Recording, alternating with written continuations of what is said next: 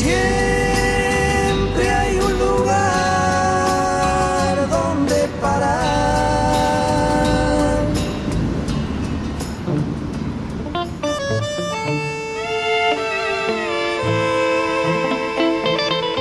Mi nombre es Norma Victoria y vivo en Pilar. Me llamo Silvina, vinimos desde Capital Federal, desde el barrio de Villa del Parque.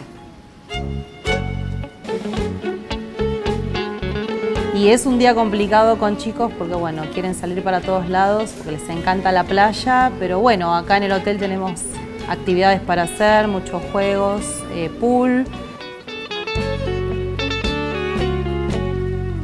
Un día de lluvia, a veces leemos, estoy con amigos, o tomamos un cafecito, o jugamos al buraco, bueno, todas estas cosas que nos gustan.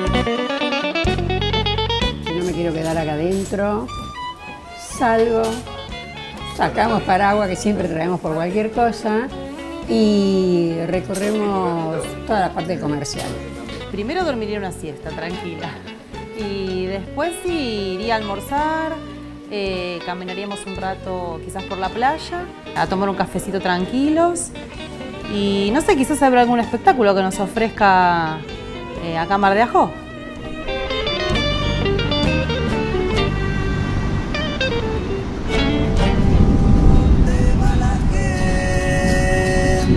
Cuando llueve,